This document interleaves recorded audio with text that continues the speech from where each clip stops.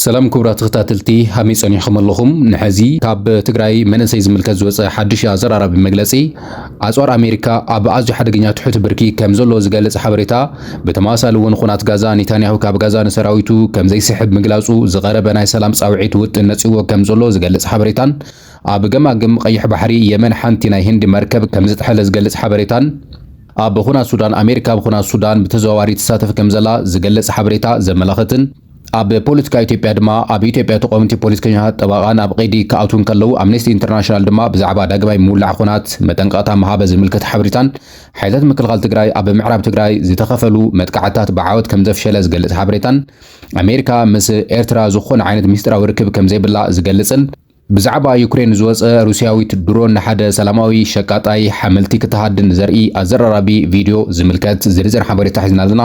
ክሳብ መወዳእታ ምሳይ ጸኒሖም ክትከታተሉ ብኽብሪ ዕድመኩም። መንእሰይ ትግራይ ተዘሪጉ ዝነበረ ሓድነት መናእሰይ ከም ዝሓወየ ተረዲኡ ብቐጻልነት ኣብ ዓዱ እናልምዐ ጸላእቱ ክምክት ከም ዝግባእ ቢሮ ጉዳያት መናእሰይ ትግራይ ገሊጹ። እዚ ዝተገለጸሎ ምኽረምታዊ ወፍሪ መናእሰይ ስደትን ካልኦት እዋናዊ ጉዳያትን ኣድሂቡ ኣብ ዝሃቦ ጋዜጣዊ መግለጺ ምዃኑ ተሓቢሩ። ሓላፊ ጉዳይ መናእሰይ ትግራይ ኣይተ ኪዳን ኣመነ ተዘሪጉ ዝነበረ ሓድነት መናእሰይ ከም ዝሓወየ ተረዲእና ጎና ጎኒ ልምዓት ድማ ክምክት ኣለዎ ክብል ገሊጹ። ቃልሲ መኸተን ምዕንቃፍ ብዝተወደበ ኣገባብ ይስራሕ ከም ዘሎ ዝገለጸ ኪዳን ኣመነ ድሕሪ ውዕሊ ፕሪቶርያ መናእሰይ ዓውዶምን ራሕሪሖም ክብተኑ ከም ዝተገበረ ገሊጹ። ይኹን እምበር መናእሰይ ትግራይ ካብ ትግራይ ዝበለጸ ውሕስ ቦታ ከም ዘይብሉ ክርዳእን ኣብ ጎኒ መንግስቱን ሰራዊቱን ኮይኑ ዓዱ ክሕሉ ከም ዝግባእ ገሊጹ። ካብ ትግራይ ዝወፁ ዘሎ መናእሰይ ናብ ጦላይ እናገፈፉ ይወስድዎም ከም ዘለው ድሕሪ ምሕባር መናእሰይ እዚ ተረዲኡ ክነቕሐሉን ከፈሽሉን ከም ዝግባእ ድማ ኪዳን ኣመነ ገሊጹ። ጸላእቲ ብዝተወደበ ኣገባብ ዓንዲ ሕቆ ዝኾነ መናእሰይ ትግራይ ትርጉም ዘይብሉ ፍሹል ክኸውን ዝሰርሕዎ ዘለው ሽርሒ ብምርዳእ ካብ መዕነዊ ቦታታት ክርሕቕ ከም ዝግባእ ድማ ገሊጹ። ሃገር ዝሃንጽ ጥዕንኡ ዝተሓለወ መናእሰይ ንምፍጣር ከም ጥምረት መናእሰይ ትግራይ ምስ ኣካላት ጸጥታ ብምትሕባር እተን ማእኸላት መዕነዊ ክዕጽያን ስደት ንምክልኻል ብዝተወደበ ዝተዋደደ ኣገባብ ይስራሕ ከም ዘሎ ገሊጹ። ትማሊ ካቢነ መንግስቲ ትግራይ ዝወሰኖ ኣብ ዓፋር ዘሎ ብረት ዘልዓሉ ኣንጻር መኸተ ዝተሰለፉ ብሰላም ናብ ዓዶም ክመጹ ዝተገበረ ጻውዒት ጽቡቕ ከም ዝኾነ እዚ ዕድል ክጥቀምሉ ጻውዒት ተቐሪቡ እዩ። ቢሮ ጉዳያት መናእሰይ ትግራይ ተሳትፎን ተረባሕነትን መናእሰይ ምርጋዝ ከም ዝሰርሕ ዝገለጸ ኪዳን ኣመነ ነዚ ድማ ብቐረባ እዋን ኣብ ክለ መናእሰይ ዝስርሑ ጥምረት መናእሰይ ከም ዝጣየሽን ተጠናኺሩ ከም ዝቐጽልን ድማ ገሊጹ። ብልጽግና ኣብ ዝሕዚ እዋን ሓይሉ እናተመናመነ ኢኮኖሚኡ እናተወቕዐ ኣብ ክባ ዝኣተወ ቅድሚ ሕዚ ዝነበሩ ሓይሊ ሚዛን ቀርኒ ኣፍሪካ ዝተዛብዐ ምስኡ ተሰሊፎም ዝነበሩ ሓይልታት ኩሎም ኣንጻሩ ተሰሊፎም ከም ዘለው መናእሰይ ትግራይ ብዝግባእ ክርድኦ ከም ዘለዎ ድማ ኣንፊቱ እዩ። ኣብ ዝሕዚ እዋን ትግራይ መሓዙት ከም ዘጠረየትን ኩሎም መሓዙት ድማ ምእንተ ባዕሎም ክብሉ ኣንጻር ብልጽግና ከም ዝስለፉ እቲ ሓላፊ ገሊጹ። ኣብ ማሕበራዊ መራኸብታት ኣንጻር ትግራይ ዝስርሑ ምንቅስቓሳት ሰራዊት ትግራይ ኣሕሊፎም ዝህቡ መናእሰይ ተወዲቡ ክቃለሶም ከም ዝግባእ ድማ ኪዳን ኣመነ ገሊጹ። ብዛዕባ ኣጽዋራት ኣሜሪካ ዝወፀ ሓደገኛ ጸብጻብ ሲኤንኤን ኣብ ዘውፅኦ ጸብጻብ ኣሜሪካ ዘለዋ ክምችት መከላኸሊ ሚሳይላት ቻድ ኣብ ኣዝዩ ሓደገኛ ትሑት ብርኪ ከም ዘሎ ገሊጹ። እቲ ጸብጻብ ከም ዘመላኽቶ ሰራዊት ኣሜሪካ ካብቶም መከላኸሊ ጸረ ባላስቲክ ሚሳይላት ዳርጋ 80 ሚእታዊቱ ከምኡ ድማ ካብቶም መከላኸሊ ሚሳይላት ፓትሪዮት 50 ሚእታዊቱ ዝኸውን ተጠቒማ ወዲኣ ከም ዘላ ገሊጹ። ምንጭታት እዚ ትካል ዜና ከም ዝሓበርዎ እቲ ዝሸቐል ትሑት ክምችት ሚሳይል ኣብ ማኸርቲ ፕሬዚደንት ትራምፕ ዝሓለፈ መወዳእታ ሰሙን ኣብ ልዕሊ ኢራን ክስንዘር ተሓሲቡ ዝነበረ ዓብይ መጥቃዕቲ ከደንግዮ ካብ ዝገበርዎ ቀንዲ ምኽንያታት ሓደ ምዃኑ ይግለጽ ኣሎ። ይኹን እምበር ዋይት ሃውስ ነዚ ሓበሬታ ብምፍሻል ፕሬዚደንት ትራምፕ ነቲ መጥቃዕቲ ዘደንጎየሉ ምኽንያት ስዑድ ዓረብ ሓዊሱ ካብ ሃገራት ወሽመጥ ብዝተገበረሉ ጸቕጢ ምዃኑ ኣፍሊጡ እዩ።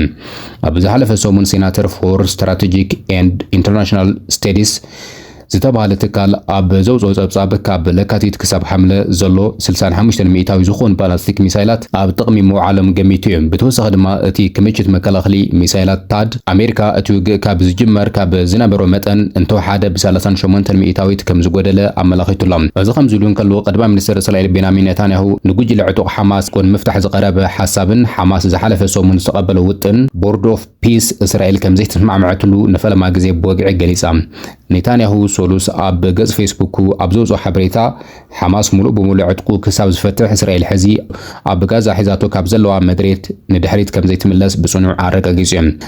እዚ ናይ ኔታንያሁ ቋም እስራኤል ኣብ ጋዛ ናብቲ ዝነበረ ናይ መወዳእታ ብጫ መስመር ክትምለስ ካብ ዝሓትት ናይ ኣሜሪካ ደገፍ ዘለዎ ውጥን ምፍታሕ ዕጥቅን ምስዝገ እዚ ናይ ኔታንያሁ ሓድሽ ቋም እስራኤል ኣብ ጋዛ ናብቲ ዝነበረቱ ናይ መጀመርያ መስመር ክትምለስ ካብ ዝሓትት ናይ ኣሜሪካ ደገፍ ዘለዎ ውጥን ምፍታሕ ዕጥቂ ዝጋጮ ከም ዝኾነ ድማ ተገሊጹ።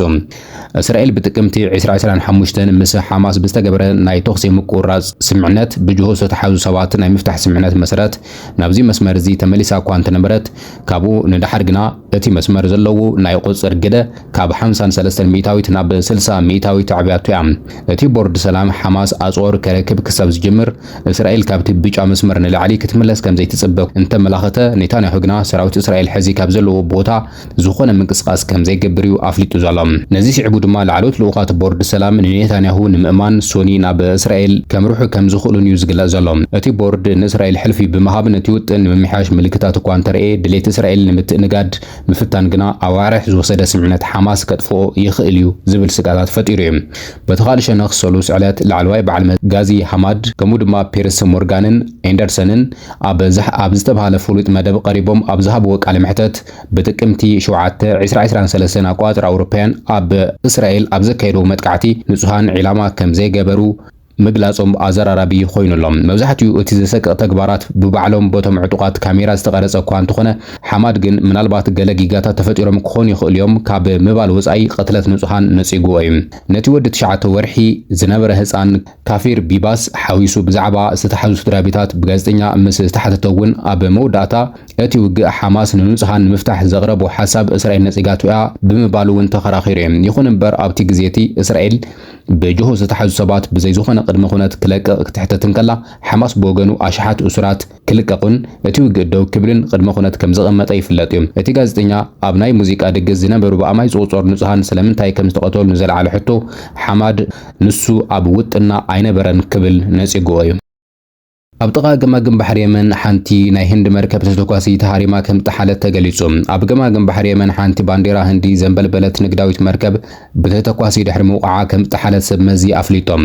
እታ MVCV 5 ኦልያስተ ዝተሰመየት መርከብ ኣብ ዝተሓለትሉ እዋን ኣብ ውሽጣ ዝነበሩ 14 ህንዳውያን ብሰላም ከም ዝደሓኑ ሚኒስትር መጓዓዝያ ባሕሪ ህንዲ ገሊጹ። እቲ ሚኒስትር ነቲ መጥቃዕቲ ብምኹናን ድሕነት ሰራሕተኛታት ባሕሪ ንምውሓስ ኣድላይ ስጉምቲ ከም ዝወሰደ ኣፍሊጡ። ሚኒስትር ጉዳያት ወጻኢ ህንዲ ብወገኑ እቲ ዞባ ኣብ ልዕሊ ንግዳውያን መራኸብ ዝፍጸም ዘሎ መጥቃዕቲ ኣዝዩ ኣብ ዘተሓሳስብ ደረጃ ከም ዘሎ ገሊጹ። ኣህጉራዊ ሕጊ ዝሓለወ ናጽነት ምንቅስቓስ ባሕርን ንግድን ዝተፈላለዩ ንጥፈታት ብሱስ ክምለስ ድማ ጸዊዑ። እቲ ንግስነት ስዑድ ዓረብ ዝድግፎ ኣህጉራዊ ተፈላጥነት ዘለዎ መንግስቲ የመን ነቲ መጥቃዕቲ ፈንጂ ዝተጻዕነት ንእሽቶ ጀልባ ተጠቒሞም ዝፈጸምዎ ብኢራን ዝድገፉ ዕጡቃት ሕቲ ምዃኖም ዝኸሰሰ ኮይኑ ዕጡቃት ሕቲ ግና ክሳብ ሕዚ ብዛዕባ እዚ ዝተፈጸመ መጥቃዕቲ ዝሃብዎ ግብረ መልሲ የለን እዩ። እቲ መጥቃዕቲ ዝፍጸም ዘሎ ኢራን እቲ ሓደ ካብቶም ዝበዝሕ ምንቅስቓሳት ነዳዲ ዝካየደሎም ስትራቴጂካዊ መስመር ዝኾነ መጻብብ ሆርሙዝ ንንግዳውያን መራኸብ ቀይሕ ባሕሪ ከም ኣማራጺ ክጥቀመሉ ኣብ ዝፍትናሉ ዘሎ እዋን እዩ። እዚ ድማ ኣብ ዓለም ቁጠባ ዋጋ ነዳዲ ጸቕጢ ፈጢሩ ከም ዘሎ ይግለጽ ኣሎ። ኣሜሪካን ኢራንን ነቲ መጻብብ ንምኽፋት ወታደራዊ ግጭት ንምህዳን ኣብ ዝሓለፈ ሰኒ ስምምነት እኳ እንተገበራ ፕሬዚደንት ኣሜሪካ ትራምፕ ግና ብሰንኪ ዝቐጸለ መጥቃዕታት እቲ ውዕል ምፍራሱ ኣውጁ ነይሩ። እንተኾነ ግና ሰብ መዚ ኣሜሪካ ነቲ መጻብብ ንምኽፋት ዝዓለመ ዘተ ተስፋታት ዘቡ ምዕባለታት የርኢ ከም ዘሎ ይገልጹ ኣለዉ። ኢራን ብወገና ምስ ኣሜሪካ ትገብሮ ዘተ ከም ዘየለ ብምግላጽ ምስ ኦማን እውን ትዘራረብ ከም ዘላ ኣፍሊጣ ኣላ። ብኻልእ ዜና ዕጡቃት ሕቲ ኣብ ቀይሕ ባሕሪ ንሓንቲ መርከብ ነዳዲ ስዑድ ዓረብ ብባላስቲክ ሚሳኤል ከም ዝሃረሙ ገሊጾም ኣለዉ። ሩስያዊት ድሮን ንሓደ ሸቃጣይ ኣሕምልቲ ክትሃድን ዘርኢ ቪድዮ ንብዙሓት የዘራርብ ከም ዘሎ ተገሊጹ። ፕሬዚደንት ዩክሬን ዘለንስኪ ሓንቲ ብርሕቀት ትበርር ዝነበረት ድሮን ንሓደ ኣብ ደቡባዊ ዩክሬን ዝርከብ ሰላማዊ ሰብ ክትሃድን ዘርኢ ቪድዮ ኣብ ማሕበራዊ መራኸብታት ኣካፊሉ ነይሩ። ዘለንስኪ እዚ ተግባር እዚ ሩስያ ኣብ ልዕሊ ሰላማውያን ሰባት ተካይዶ ዘላ መሕፈሪ ተግባር ክብል ገሊጹዎ እዩ። እቲ ቪድዮ እታ ድሮን ኣብ ሓደ ጎደና ከርሽን ሓደ ሓምልቲ ዝሸይ ሰብ ክትስዕቦን ክትሃድኑን ዘርኢ እዩ። እቲ ሰብ ካብታ ኣብ ልዕሊኡ ትዝምቢ ዝነበረት ድሮን ንምህዳም ኣብ ጥቑ ሓንቲ ጻዕዳ መኪና ክጎይ ከሎ እታ ድሮን ተኸቲላ ብምኻድ ኣብ መወዳእታ ኣብ ልዕሊኡ ተኲሳትሎ። እቲ ሮዝ ዝተባህለ ወዲ 52 ዓመት ሸቃጣይ ኣሕምልቲ ካብቲ መጥቃዕቲ ብሂወት እኳ እንተተረፈ ብስንኪ ዝወረዶ መቑሰልቲ ግና ከቢድ ኣእሙራዊ ስንባደ ፈጢሩሉ ከም ዘሎን ኣብ ሆስፒታል ተዓቒቡ ከም ዘሎን ድማ ተገሊጹ። ኣሜሪካ ኣብ ሱዳን ብተዘዋዋሪ ትሳተፍ ከም ዘላ ተገሊጹ። ኣሜሪካ ኣብ ኩናት ሱዳን ብተዘዋዋሪ ትሳተፍ ከም ዘላ ካብቲ ብዘይ ድሌታ ትሳተፎ ዘላ ኩናት ኢዳ ክትእክብ ዘኽእላ ውሳነ ክትወስድ ከም ዘለዋ ድማ ሓደ ሴናተር ኣሜሪካ ገሊጹ። ነዚ ዝሓበረ ጉጅለ ሴናተራት ናይታ ሃገርን ናይ ኣሜሪካ ሚኒስትር ጉዳያት ወጻኢ ማርኮ ሩቢዮ ኣብ ዘቐረበሉ ጥንዓን ምዃኑን እቲ ጥርዓን እውን ኣሜሪካ ንሕቡራት ኤማራትስ ዓረብ ኣጽዋር ብምሻጥ እቲ ኣጽዋር ኣብ ኩናት ሱዳን ይውዕል ከም ዘሎ ድሕሪ ምግላጾም ምዃኑ እዩ ዝተገለጸ። ኣሜሪካ ንሕቡራት ኤሚራትስ ዓረብ ትሸጦ ዘላ ኣጽዋር ውስን እኳ እንተኾነ ኣብ ቀረባ ግዜ ግና ነቲ መሸጣ ምስ ተቋርጾ ናይ ሱዳን ናይ RSF ሓይልታት ዝፍጽሞ ዘሎ መጥቃዕታትን ጅምላዊ ቅትለትን ክጎድል ከም ዝኽእል እውን እቲ ሴናተር ወሲኹ ገሊጹ። ሴናተር ቲም ኮይን ኣብ ዝመርሖ ናይ 3 ነሓሰ ደብዳብ 21 ኣባላት ባይቶ ብዛዕባ እቲ ብሰራዊት RSF ኣብ ልዕሊ ከተማ ሱዳን አልኦበይድ ዝካየድ ዘሎ ከበባን መጥቃዕታትን ስጋት ምግላጹ ይዝከር እዩ። እቲ እናገረደ ዝካየድ ዘሎ ቅልውላው ነቲ ኣብ ዝሓለፈ ወርሒ ጥቅምቲ ኣብ ኣልፋሽር ዝተፈጸመ ጀምላዊ ግፍዕታት ንኸይድገም ኣብ ሓደጋ ዘእቱ ምዃኑ ዝሕብር ክኸውን እንከሎ ብመሰረት ሓበሬታ ኩናት ሱዳን ካብ ዝኸፍአ ናብ ዝበኣሰ ይኸይድ ከም ዘሎ እውን ይንገር እዩ። ኣሜሪካ ኣብ ልዕሊ ሃገራት ብዘለዋ ላዕለዋይ ኢድን ጽልዋን ተጠቒማ ኣብ ኦሎበይድ ናብ ውግእ ዝኸይድ ዘሎ ግፍዒ ደው ንምባል ሓገዛት ክተበርክት ከም ዘለዋ እውን መግለጽታት ናይቶም ሴናተራት የመላኽት እዮም። ብኻልእ ዜና ሱዳን ድማ ላዕለዋይ ኣዛዚ ሰራዊት RSF መጀር ጀነራል ማህዲ ጃባል ኑር ከም ዝተቐተለ ይግለጽ ኣሎ። ሰራዊት ሱዳን ኣብ ምዕራብ ዳርፉር ብዘካየዱ መጥቃዕታት ድሮን መጀር ጀነራል ዝርከቦም ኣሽሓት ሰራዊት ከም ዝተደምሰሱ ተገሊጹ። ተቆምቲ መንግስቲ ኢትዮጵያ ይእስሩ ከም ዘለው ተገሊጹ። ኣብ ኢትዮጵያ ክልተ ፖለቲከኛትን ሓደ ጠመቃ ናብ ቀይዲ ከም ዝኣተው ካብ ኣዲስ ኣበባ ዝተረኸበ ሓበሬታ ገሊጹ። እቶም መራሕቲ ተቆምቲ ሰልፍታት ምዃኖም ዝንገረሎም ኣበበ ኣካልን ኢሳቅ ወልዳይን ከምኡ እውን መሪሕ ጠበቃ ኣበራ ንጉስን ኣብ ትሕቲ ቀይዲ ድሕሪ ምእተዎም ምክንያት ምሳሮም ፖሊስ ብንጹር ክሕብር ከም ዘይከኣለ ተገሊጹ። እቶም ኣብ ቀይዲ ዝኣተው ወገናት ካብ መንበሪ ገዛውቶም ከም ዝተወሰዱ እውን ይግለጽ ኣሎ። ማእሰርቲ ኣበራ ንጉሰ ቀዲሙ ከም ዝተፈጸመን እቲ በዓል ሞያ ኣብቲ ቅድሚ 2 ዓመታት ኩናት ይኣክል ብዝብል ጭርሖ ዝተኻየደ ሰልፊ ተሳቲፉ ኣብ ቀይዲ ኣትዩ ምንባሩ ድማ ተገሊጹ እዩ።